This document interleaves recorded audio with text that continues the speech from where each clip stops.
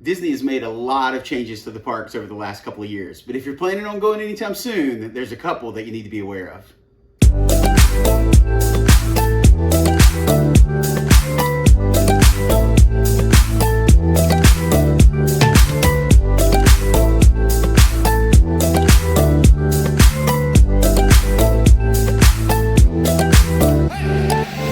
This is Tommy within the Disney State of Mind. Today we are going to be talking Genie Plus. Now I know that you say, I know all about Genie Plus. I've been to the parks, I've watched videos on it. I know everything that there is to know, but there's one problem. Disney keeps making changes to the service. Surprise, surprise. And so today what we want to do is break down Genie into its pieces. When we look at Genie on the surface, it kind of looks like this advanced FastPass system. But it's actually a whole lot more than that, because Genie actually has multiple parts to it. There's a free Genie service, which you can call a freenie if you want, just for fun. There's also this paid service part of it where you can pay for all of these attractions that you can set up lightning lanes. There's also an individual lightning lane attraction piece of it. And then there's also a virtual queue part now. And so we want to take some time and try to dissect this for you today before you make it into the parks. So the first thing that we're going to talk about is the free Genie service. Now, I don't know if you guys are familiar with things like the Waze app, things like that try to help you navigate traffic to get around the areas that are most congested to be able to get to your destination the quickest. That's what the free Genie service is designed to be. What you do is before the day of your visit, as soon as you set up your park pass reservation, you can actually go in and do this.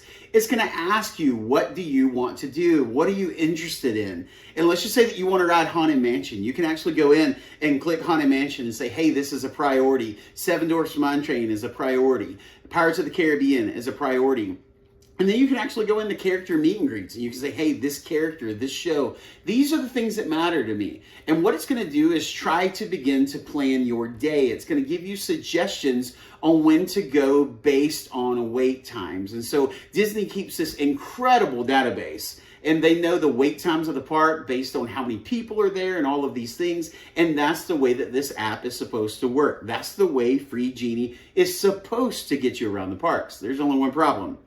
We really have not had great luck with this part of the service. It seems like it makes suggestions to make sure to spread out people around the park, but it's not always in your best interest. We found that using wait times available and just kind of knowing the parks, the flow of the parks, we've had much better luck than trying to let Genie plan our day when it comes to the free service.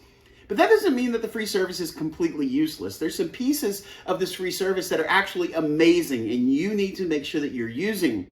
One of the things, part of the free service that you must be using is the tip board. The tip board is actually real-time wait times of every attraction in the park. And this is a huge help to you because you can often use this tip board to navigate the park much easier and much more efficiently than the free Genie service would do it for you if it's planning for you. So is the planning service associated with free Genie useless? The answer is no, it's really not. I don't like it for rides, I don't like it for attractions, but for dining, it's a big help because what it's gonna do is it's gonna begin to remind you, hey, it's 10 a.m., it's 10:30 a.m., it's 11 a.m. If you're wanting to mobile order lunch, this is actually a good time, and it's gonna remind you of these places that you can mobile order and you can set your pickup time for later. If we're in Animal Kingdom, it is going to recommend that we make our mobile order for Flame Tree Barbecue. I think it stalks us. That's my wife's favorite place to eat while we're there. But it's going to do that for you too. It's going to tell you, hey, this is the time that you need to order that Restaurantosaurus. Hey, this is the time that you need to mobile order this food. And so it's a big help when it comes to food. But also you have walk-up availability there that you can actually check and see some of these restaurants that usually require a reservation. Is there walk-up time available? And it'll let you know those things. And so it's fantastic for that. And then the part of this service that you must be able to use if you want to ride the biggest rides in Disney is the virtual queue. Using the virtual queue option doesn't cost you a penny. What you need to do is go in and set up your group before you use the service, because right at 7 a.m., at 7 a.m. and 1 second, everybody's going to hop in, try to get those virtual queues for those rides that require them. Right now, it's just Guardians of the Galaxy, but come here in a couple of weeks, a Tron Light Cycle Run is going to be part of that. And so you need to make sure that right at 7 a.m. you're ready to hop in that virtual queue, and that's part of the free service. Also, we see with Guardians of the Galaxy, they're going to have another drop, another batch of these virtual queues at 1. And if you didn't get the first one, you're going to want that group set up to try to grab a virtual queue the second time. But also, Disney has let us know, especially with Guardians of the Galaxy, that the boarding groups have loaded up later and later and later in the day, and you've been able to get them deeper and deeper into the day. So what does that mean? You park hop at 2 o'clock, you have the virtual queue set up. There is still actually a chance that you will be able to get a virtual queue and be able to ride Guardians hopping to Epcot now. And all of this is part of the free Genie service. So though we don't love it for planning our day, it is a really neat, useful tool if you know how to use it.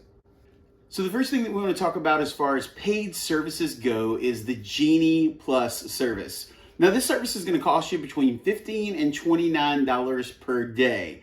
And this can actually be kind of a steep price whenever we're talking about a large group of people. You got 4 or 5 people in your group. This can really add to your budget. So you need to make sure that you make the decision before you go if this is going to be something that you're going to utilize or not, because you need to make sure to budget for it. Now, what this service does is it enables you to be able to get in a faster line on about 50 rides and attractions across all 4 parks. And so what this does is it actually decreases the amount of time that you're going to have to wait in line. You get into like a priority lane. Those of you that have gone to Disney in the past, this is kind of like the fast pass line of the old days where you could actually get in and skip the main queue. Now, there's some interesting things about this service that you need to make sure that you're aware of. Number one is you cannot buy this service until the day that you're going to take a trip into that park. You used to be able to buy it beforehand when you purchased multi-day tickets, but now you can only buy it after midnight, actually into the day that you're going to go to the park. Also, you can make your very first selection at 7 a.m. And what this means is that you need to have it purchased, you need to have it ready to go, because the most popular rides are going to go extremely fast. Now, they've made some changes to this service recently that I really, really like. You can actually modify your plans. Before, if you saw a ride that popped up that maybe you wanted to try to get at an early time, a different line, different time, and swap rides, things like that, you had to actually cancel your lightning lane and then hope that the one that you wanted is still there. But now you can actually click on the modify button, and if there's other times available, you can change them to those times. You can change the ride. This is a great thing that Disney did to help this service work even better. Another change that is actually coming to Genie Plus is that they're going to begin to provide in-ride photo pass pictures as part of this service. And so what that means is that you'll be able to download the picture of you screaming as you go through Space Mountain. You're going to be able to download the pictures that they actually take on the ride. This does not include the photo pass photographers around the park, only in-ride services. So how does the service work? Well, you actually go in and you make selections for what you want to ride. When can you make another selection? As soon as you tap in to that ride, you can immediately make another selection. But if you're making a selection later in the day, you actually trigger what's known as the 120-minute rule. And what this means is that no matter how far out in the day your Genie Plus selection is, after 120 minutes after you make that, or after the park opens, which is when the time starts, you can make another selection. Now, what's really cool about this is that we found that we can actually stack a ton of these things at the end of the day. If you want to see how this works, go and watch some of our videos. We use Genie Plus very often in the parks. We've actually found that it's a really great service for value, unless you start getting to those $29 days, and then it starts being very iffy depending on the size of your family. Now, you also need to know when you use Genie Plus what rides are going to fill up first. In other words, what should you book first? Now, the first time we used this service, we tried to just keep booking what was available immediately, the next thing up, because we wanted to ride as many rides as we possibly could on the service. But then we found that the big hitter rides, the things that we really, really wanted to ride, we couldn't get on. They weren't available. They were sold out. And so the strategy that we recommend is book that big hitter ride that you want to do first. In the Magic Kingdom, if you want to ride Jungle Cruise, or if you want to ride Space Mountain, or if you want to ride Peter Pan's Flight, these are the three that are going to fill up first. Not necessarily in that order. Jungle Cruise is going to go first. Depending on the day, it's going to be Space Mountain or Peter Pan's Flight. But if you want to ride one of those, book it first. You may get a time that's way out in the day. Don't stress. After 2 hours, you'll be able to book another ride anyway. And so in Magic Kingdom, I recommend those first if you want to ride them. In the Hollywood Studios, there is one choice to book first if it's a priority, and that's Slinky Dog Dash. It will literally fill up some days in 30 seconds. So you've got to be ready at 7 o'clock to book that lightning lane for Slinky Dog Dash. In Epcot, what's going to fill up first? It's going to be Remy. It's going to be Frozen. It's going to be Test Track. Those are going to be the big hitter rides there that are going to go first. And now the question that we always get asked, Animal Kingdom. We don't necessarily recommend buying this service when you're in Animal Kingdom. Super crazy busy days, maybe. But if you do purchase it, know that Kilimanjaro Safaris is going to be the first thing that's going to fill up, and then Navi River Journey.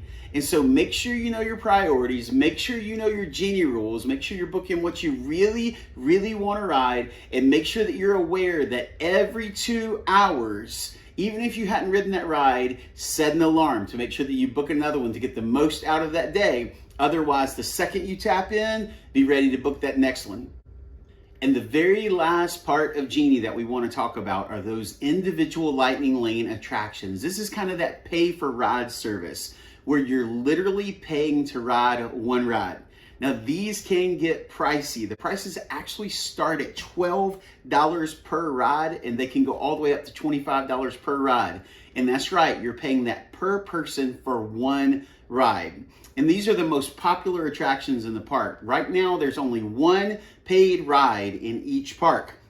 You're going to see rides like Avatar, Flight of Passage in Animal Kingdom. That's your one pay per ride in Animal Kingdom. You have Guardians of the Galaxy, Cosmic Rewind in Epcot. That's your one paid ride. In Magic Kingdom, Seven Dwarfs Mine Train. And in Hollywood Studios, Rise of the Resistance.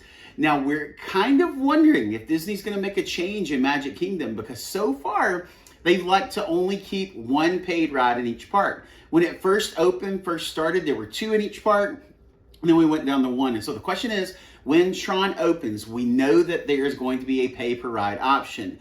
Will they change Seven Dwarfs Mine Train at some point and make it part of regular Genie Plus service? I don't know, but that would add value. And it seems like right now, Disney is very, very focused on adding value to their services, because that's been the largest guest complaint. And so it wouldn't surprise me at all if they do this. Now, what you need to know about these is that they are first available for people staying in Disney resorts. They can book these at 7 a.m., which is why in many cases they're gone, especially Rise of the Resistance, before those staying off property can book. Because if you're not staying on property, you can't book these at 7. You have to book them at park open. And we have almost never, ever seen a Rise of the Resistance make it into that. Maybe we've refreshed enough and we've gotten lucky and picked one up, but we've never seen Rise of the Resistance make it into that window. Recently, Guardians of the Galaxy has not made it to park open. You can get some Seven Dwarfs Mine Train into park open. You can also get some Flight of Passage, and we've been able to pick those up relatively late in the day. Just know that this paid per ride service is open at 7 o'clock for those that are staying in resorts, and open at park open for everyone else. And you're literally buying that one ride. And so you can go in and make these single individual lightning lane selections in your Genie day or under the tip board. So I hope this video has helped you guys kind of navigate the waters of Genie Plus. I know it sounds incredibly complicated, and I know that every time that we're in the parks and we use the service, honestly, we get a little bit better at it. But just the few of the tips that I provided, if you can keep those in mind, you can get a lot out of the service. And I think the most important ones are always buy before 7, be ready to make that first selection at 7, know what you want to ride, know those priorities, budget for this thing because it is expensive, and make sure that you're ready to book one as soon as you tap into your ride or after every 120 minutes. And the big question, is this service worth the cost? And I'm going to answer it in a very, very diplomatic way. Maybe. For us, every single time we go to Hollywood Studios, no matter how much it is, we even pay for it on the $29 days, because we found that those days are going to be insanely busy and we're going to be able to navigate the park still and get done what we want to. Magic Kingdom, we buy it often. Notice I didn't say every time, but we buy it very often, more often than not. Animal Kingdom, we don't purchase it. If we're going to buy anything that day, we're going to do the individual lightning lane for Flight of Passage. The one I didn't mention, Epcot. Epcot's a little bit iffy. If Frozen is a priority of yours, or Ratatouille is a priority of yours, or Test Track is a priority of yours, I'm going to say buy it, because it's literally going to save you over an hour in a line. And in Disney, just like everything else, time is money. And whenever you're able to save time, it enables you to do other things.